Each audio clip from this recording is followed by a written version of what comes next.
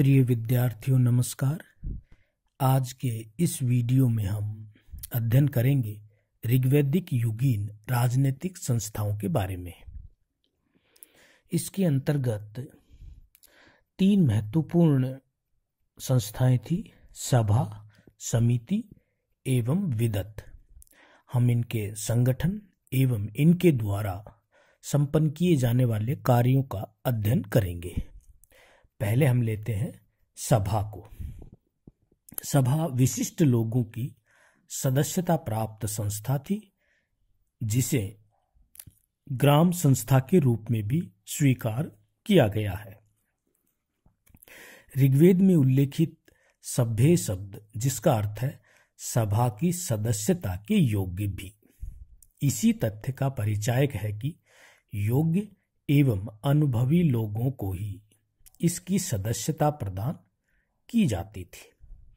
सभा के सदस्यों के लिए प्रयुक्त पित्तेर एवं वृद्ध शब्द भी इसके सदस्यों के अनुभवी होने के प्रमाण हैं। सभा के प्रसंग में नरिष्ठा शब्द का भी प्रयोग हुआ है, जिसका अर्थ है अनुल्लंघनीय, अर्थात जिसके निर्णयों का उल्लंघन नहीं किया जा सके। सभा का मुख्य कार्य न्याय से संबंधित था, लेकिन यह सम्राट को समय समय पर सुझाव भी देती थी। दूसरी राजनीतिक संस्था थी समिति, वृहत एवं केंद्रीय संस्था, जिसमें जन के सभी सदस्य सम्मिलित थे, लेकिन स्त्रियों को राजनीति में भाग लेने का अधिकार नहीं था। विदत संस्था के रूप में तो इसका ऋग्वेद में उल्लेख हुआ है, लेकिन स्वरूप एवं संगठन सुनिश्चित नहीं है। Doctor SR. शर्मा ने इसे ऋग्वैदिक युगीन सबसे प्रारंभिक संस्थाओं में से एक माना है, जिसका मुख्य कार्य वितरण से संबंधित दायित्व था। अब हम देखते हैं ऋग्वैदिक युगीन प्रमुख अधिकारीगण। इसके अंतर्गत पुरोहित, सेनानी, ग्रामणी। ग्रामणी प्रारंभ में आर्यों के लड़ाकू दल का नायक था, जो कालांतर में ग्राम प्रमुख के रूप में प्रतिष्ठित हुआ। व्यावसायिक प्रतिनिधि, जिन्हें राजकीय महत्व एवं सम्मान प्राप्त था, सूत, रथकार, कर्माकार। ऋग्वेद में गुप्तचरों को स्पष्ट भी कहा गया है।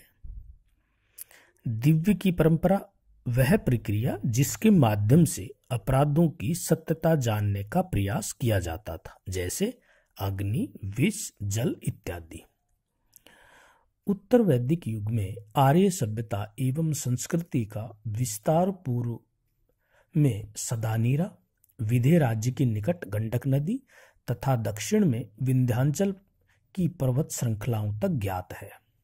यद्यपि पूर्व में अंग तथा मगध जैसे जनपदों का भी उल्लेख ज्ञात है, लेकिन इन्हें आर्यों के लिए निषिद्ध क्षेत्र बताया गया है। राजनीतिक दृष्टि से उत्तर वैदिक युग का महत्वपूर्ण परिवर्तन है जन का जनपद में परिवर्तन, जो जन की अपेक्षा स्थायित्व एवं विस्तार का प्रतीक था। उत्तर वैदिक युगीन प्रमुख जनपद कुरु, पंचाल, काशी, कौशल, अंग, मगध, अवंती, कलिंग, विदेह, गंधार, मद्र, मत्स्य आदि। उत्तर वैदिक युग में आर्य सभ्यता और संस्कृति के उत्तर पूर्व की ओर विस्तार का श्रेय विदित माधव नामक शासक को दिया गया है, जो सरस्वती नदी के तट पर शासन करता था। विस्तार की इस प्रक्रिया में उसके साथ उसका पुरोहित गोतमरा हुगण भी था। विस्तार की इस प्रक्रिया का उल्लेख शतपथ ब्राह्मण में हुआ है। पंचाल इस समय महत्वपूर्ण जनपद के रूप में ज्ञात है, जिसके शासक सोण शास्त्र शाह द्वारा अश्वमेघ यज्ञ कराने और इसकी सफल क्रियान्विति के लिए 6033 योद्धाओं को सतर्क रहने का उल्लेख शतपथ ब्राह्मण में हुआ है। आज इतना ही। धन्यवाद।